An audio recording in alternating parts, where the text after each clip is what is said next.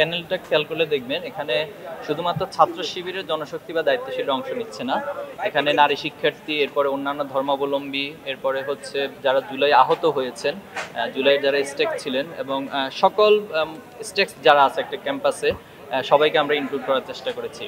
এবং আমরা প্রত্যেকটা যারা যে পোস্টগুলো সিলেকশন, ব্যক্তিকে সিলেকশনের ক্ষেত্রে আপনি দেখবেন যে তাদের যথেষ্ট ব্যাকগ্রাউন্ড রয়েছে, সে বিষয়ে অভিজ্ঞতা রয়েছে।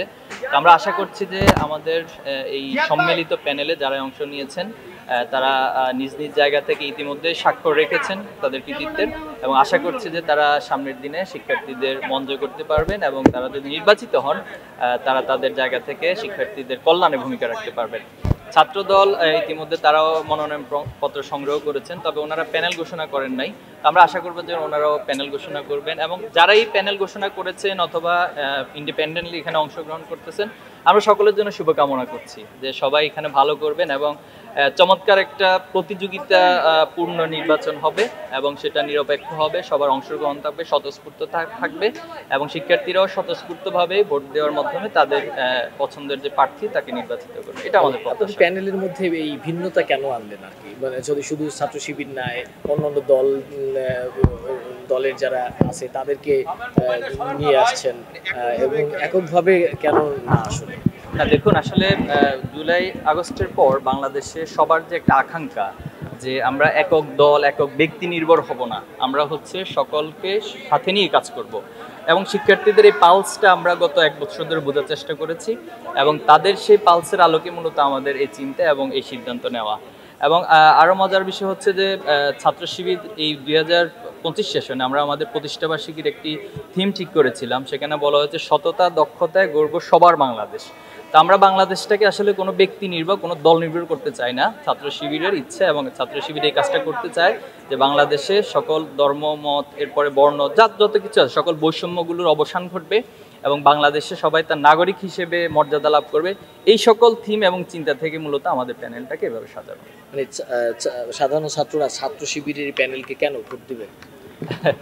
আমি ইতিমধ্যে বলেছি যে আপনি লক্ষ্য করলে দেখবেন যে এখানে আমাদের যাদেরকে বিপি, এরপরে জিএস, এজিএস, এরপরে প্রত্যেকটা পোস্ট এবং নির্বাহী সদস্য যারা আছে, কার্যনির্বাহী সদস্য, প্রত্যেকে ইতিমধ্যে তার নিজের জায়গা থেকে স্বাক্ষর রেখেছে, শিক্ষার্থীদের কল্যাণে কাজ করেছে। জুলাই আগস্ট যে আন্দোলন হয়েছে, যে বিপ্লব হয়েছে, সেখানে তারা তাদের জায়গা থেকে সর্বোচ্চ ভূমিকা রেখেছে, এবং একজন দেখবেন যে তিনি ঢাকা বিশ্ববিদ্যালয়ে একমাত্র যিনি চোখ হারিয়েছেন, তাকে আমরা নিয়ে এসেছি। এরপরে হচ্ছে সকল কমিউনিটির যে প্রতিনিধিত্ব, সেটা আমরা এখানে অ্যাকোমোডেট করার চেষ্টা করছি। আমরা আশা করছি যে শিক্ষার্থীরা এই সেন্সটাকে বা এই চাহিদাটাকে সবচেয়ে বেশি গুরুত্ব দিবে ইনশাআল্লাহ। জুলাই বিপ্লবের পর না, আমরা সকল পোস্টে প্রার্থী দিয়েছি, এটা দেওয়া হয়েছে। এই বিপ্লবের পর ছাত্রদের একটি প্রত্যাশার জায়গা ছিল যে এই ছাত্র রাজনীতির গুণগত পরিবর্তন আসবে, এবং আপনারা বলেছেন যে এই ডাকসু কিংবা অন্যান্য যে মানে ছাত্র সংসদ কেন্দ্রিক রাজনীতি হবে। ঢাকা বিশ্ববিদ্যালয়ে শুরু হয়েছে, বাট অন্যান্য জায়গায় দেখছি কিন্তু সেই অন্ধকার আচ্ছন্নই রয়ে গেছে, আসলে একটা অনিশ্চয়তার মধ্যে। সেই বিষয় নিয়ে একটু বলবেন। আরেকটা বিষয় হলো যে এই ডাকসুকে এবার আসলে অনেকে একটু মানে মতাদর্শিক জায়গা থেকে বলার চেষ্টা করছেন যে একটি মানে এক্সট্রিম ডানপন্থীদের একটি উত্থান কিংবা মানে জয় জয়কার, এটা অনেকে আশঙ্কা করছেন। আপনারা বিষয়টিকে কিভাবে দেখছেন? নানান ধরনের অভিযোগ আছে যেন অনেক ছাত্রলীগের যারা সাবেক সদস্য রয়েছে তাদের ভোটার তালিকায় তারা রয়েছেন, শিক্ষকদের মধ্যে দলীয় নানা ধরনের গ্রুপিং রয়েছে, তাদের অবস্থান রয়েছে। সার্বিক মিলে যে প্রশাসনিক যে বিষয়গুলো আসলে আপনারা কোনো আশঙ্কার জায়গা দেখছেন? না দেখুন, কিছু বিষয় তো আশঙ্কা আছে, যেহেতু বাংলাদেশে দীর্ঘদিন একটি কালচারের মধ্য দিয়ে আমরা গিয়েছি, তো এটা হঠাৎ করে যে সবকিছু চেঞ্জ হয়ে যাবে এটা আমরা বলছি না। তবে মানুষের চিন্তার রেখাপাতে বেশ পরিবর্তন লক্ষ্য করা যাচ্ছে। বিশেষ করে মানুষ আসলে ভালো কিছু চায়, সকলের সম্মিলিত প্রয়াসের মধ্যে দিয়ে নতুন কিছু সৃষ্টি হবে এবং নতুন একটি বাংলাদেশ বিনির্মাণ হবে। ছাত্র রাজনীতি প্রসঙ্গে আপনি বলেছেন, ছাত্র রাজনীতির নয়া স্বরূপ যেটা তারা চিন্তা করছে, এমন একটি জায়গায় আমরা সকলের প্রচেষ্টা চালিয়ে পৌঁছাবো। তো এই চিন্তার একটা গুণগত পরিবর্তন হয়েছে, কিন্তু স্ট্রাকচারাল বা অবকাঠামোগত পরিবর্তনগুলো 100% হয়নি। এটার জন্য আমার মনে হয় আমরা যদি একটু ধৈর্য ধরে সকলে কাজ করতে পারি, একজনের প্রতি একজনের যে সহযোগিতাপূর্ণ আচরণ, উদারতার আচরণ, এই প্র্যাকটিসগুলো যত বেশি করতে পারবো তত বেশি ফ্যাসিবাদের বিগত সময়ের যে চর্চা ছিল সেটা নির্মূল করা যাবে, এবং নতুন করেও কেউ আসলে চাইলেও ফ্যাসিবাদ হতে পারবে না। এমন একটি প্রক্রিয়ার মধ্য দিয়ে, এমন একটি কালচারের মধ্য দিয়ে আসলে আমরা যেতে চাই।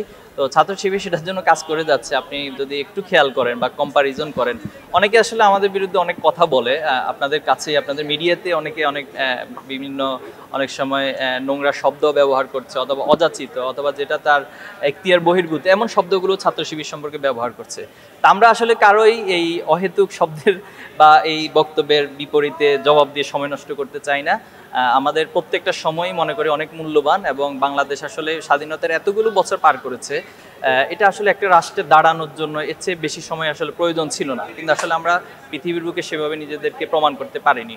তো আলহামদুলিল্লাহ আমাদের এইখানকার শিক্ষার্থীদের যে পটেনশিয়ালিটি রয়েছে, আমাদের যে একটা হিউম্যান রিসোর্স রয়েছে হিউজ পরিমাণের, এটাকে যদি আমরা গড়ে তুলতে পারি তাহলে আশা করছি যে বাংলাদেশ তার কাঙ্ক্ষিত জায়গায় পৌঁছাবে। আপনি আরেকটি প্রশ্ন করেছেন অন্যান্য ক্যাম্পাসগুলিতে। তো ইতিমধ্যে জাহাঙ্গীরনগর বিশ্ববিদ্যালয়, সেখানেও 11 তারিখ নির্বাচন অনুষ্ঠিত হবে, এবং রাজশাহী বিশ্ববিদ্যালয় 15 তারিখ। আমরা প্রশাসনের সাথে যোগাযোগ করার চেষ্টা করে দিই। প্রশাসন তার নিজের জায়গা থেকে সর্বোচ্চ আন্তরিকতার সাথে এবং সর্বোচ্চ গুরুত্ব দিয়েই নির্বাচনগুলো আয়োজন করছেন, এবং শিক্ষার্থীদের বড় একটি অংশই অনেক বেশি স্বতঃস্ফূর্ত, এবং তারা উৎসাহ উদ্দীপনার মধ্য দিয়েই নির্বাচনে অংশ নিচ্ছেন, ভোট দিবেন বলে আমাদের কাছে প্রতীয়মান হচ্ছে।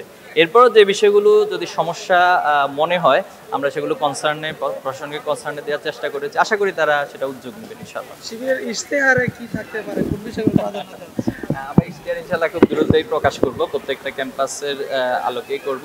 তবে আমাদের মূল স্পিডটা জুলাই এবং আগস্টের যে আন্দোলন, সেটাকে আমরা প্রায়োরিটি দিব, এবং জুলাই আগস্টের টোটাল স্পিডটা আমাদের এই ইশতেহার ইনশাআল্লাহ রিফ্লেকশন থাকবে। আজকে তো কেন্দ্রীয় সংসদের হইলো, হল সংসদগুলোর ক্ষেত্রে কি আপনাদের কোনো প্যানেল? হল সংসদ থেকে সরাসরি শিবিরের কোনো প্যানেল থাকছে না, তবে ইন্ডিভিজুয়ালি যারা দাঁড়াবে আমরা তাদেরকে সহযোগিতা করব, যারা আমাদের সহযোগিতা চাইবে আমরা তাদেরকে ইনশাআল্লাহ সহযোগিতা